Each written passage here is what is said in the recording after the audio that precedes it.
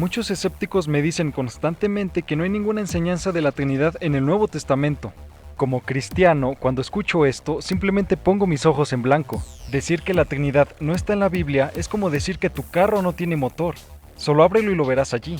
Así que en este video voy a resaltar lo obvio que es y refutaré las objeciones de que la Trinidad no está en el Nuevo Testamento. La objeción más grande que he escuchado de los unitarios es que la Biblia nunca menciona la palabra Trinidad. Bueno, la Biblia no menciona la palabra omnipresente tampoco, pero nadie nunca asevera que la Biblia dice que Dios no lo es. La Biblia nunca dice la palabra omnisciencia, pero nadie dice que eso significa que la Biblia dice que Dios no lo sabe todo.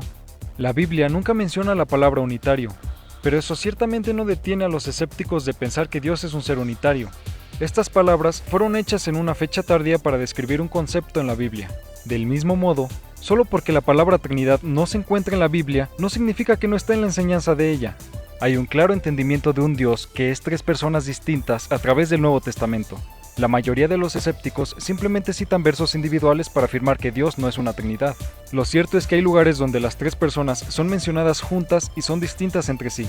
Mateo 3:16 al 17 dice: Y Jesús, después que fue bautizado, subió luego del agua, y he aquí los cielos le fueron abiertos, y vio al Espíritu de Dios que descendía como paloma y venía sobre él. Y hubo una voz de los cielos que decía: Este es mi Hijo amado, en quien tengo complacencia. Mateo 28:19 dice: Por tanto, id y haced discípulos a todas las naciones, bautizándolos en el nombre del Padre, y del Hijo, y del Espíritu Santo. Muchos escépticos dicen que este verso fue añadido después, pero no hay buena evidencia de que este sea el caso. La idea de que este verso fue añadido después no es más que una conspiración en ese punto, dado que varios de los primeros padres de la iglesia lo citaron y ningún manuscrito se ha hallado sin este.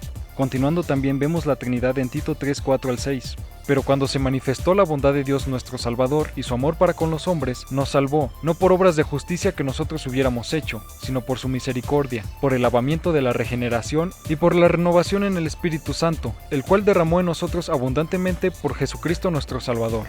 Podría seguir, pero estos versos solo mencionan a las tres personas de Dios. La mayoría de los unitarios no niegan que el Nuevo Testamento menciona a las tres personas, sino niegan que el Espíritu Santo y Jesucristo son ambos eternos y completamente divinos existiendo con Dios el Padre. Sin embargo, esto es fácil de refutar. El Nuevo Testamento dice que Jesús y el Espíritu Santo son ambos divinos y eternos. Comenzaremos viendo al Espíritu Santo. En Hechos 5:3 al 4 vemos que Pedro llama directamente al Espíritu Santo Dios. Y dijo Pedro: Ananías, ¿por qué llenó Satanás tu corazón para que mintieses al Espíritu Santo y sustrajeses del precio de la heredad? Reteniéndola, ¿no te quedaba a ti? ¿Y vendida no estaba en tu poder? ¿Por qué pusiste esto en tu corazón? No has mentido a los hombres, sino a Dios. El verso 3 dice que Ananías le mintió al Espíritu Santo, pero el verso siguiente dice que Ananías le mintió a Dios. Entonces Pedro le llama al Espíritu Santo Dios.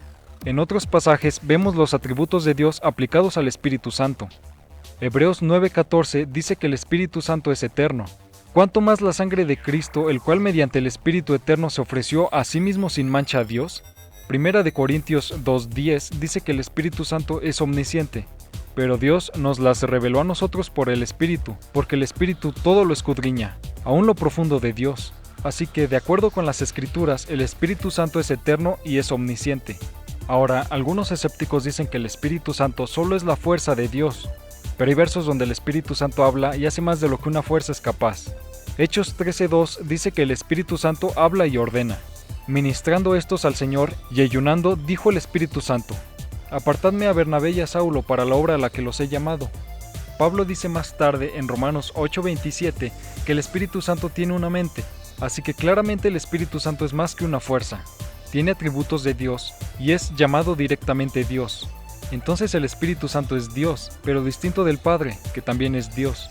Ahora, lo que muchos escépticos argumentan es que Jesús no es Dios y nunca declaró serlo. Constantemente dicen que no hay verso en la Biblia donde Jesús dice que Él es Dios, pues en realidad sí los hay, de hecho hay varios. Los escépticos buscan un verso donde Jesús diga: soy Dios. Y si estuviese hablando con hablantes modernos del español, eso es exactamente lo que diría.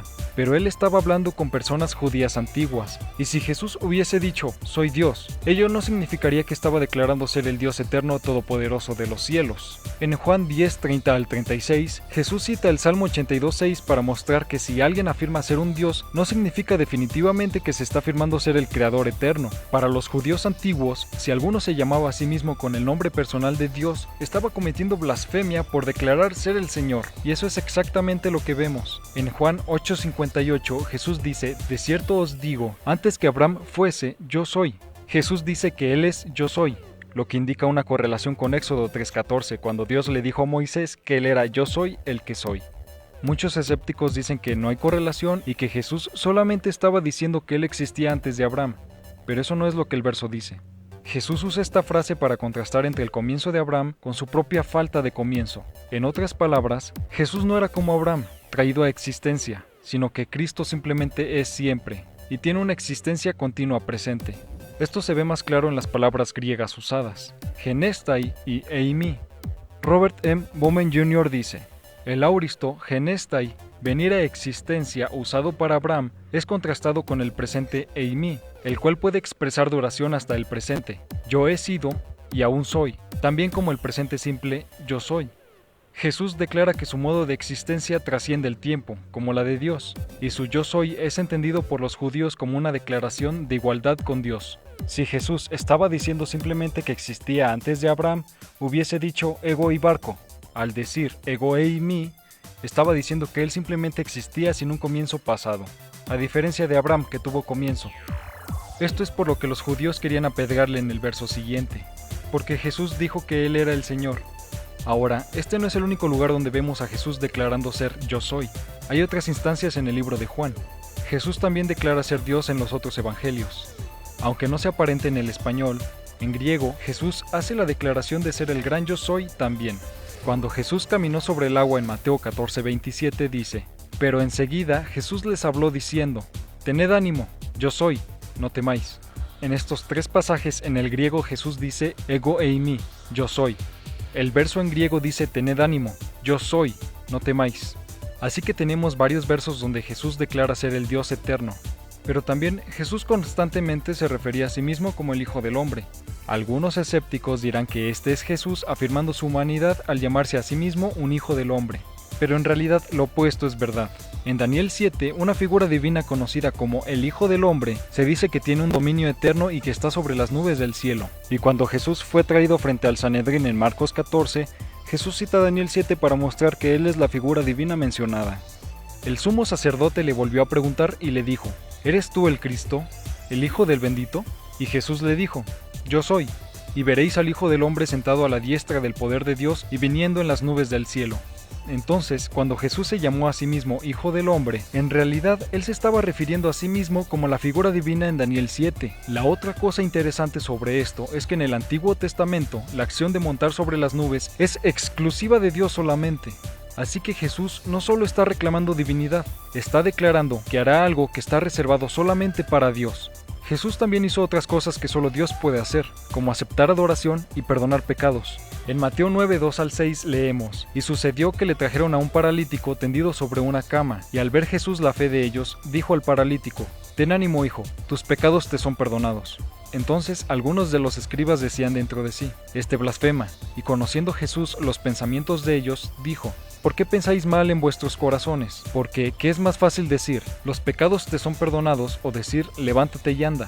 Pues para que sepáis que el Hijo del Hombre tiene potestad en la tierra para perdonar pecados. Ahora, la Biblia dice que solo Dios puede perdonar pecados, pero Jesús declaró que Él también tiene esa autoridad. Así que creo que es muy claro que el Nuevo Testamento dice que el Padre es Dios, el Espíritu Santo es Dios y Jesucristo es Dios, y son distintos entre sí. Esto es más claro en Juan 14:26. Mas el Consolador, el Espíritu Santo, a quien el Padre enviará en mi nombre, Él os enseñará todas las cosas y os recordará todo lo que yo os he dicho. Además de este verso y los demás que ya he mencionado, hay muchos versos que muestran la distinción y la coexistencia de los tres miembros de la Trinidad.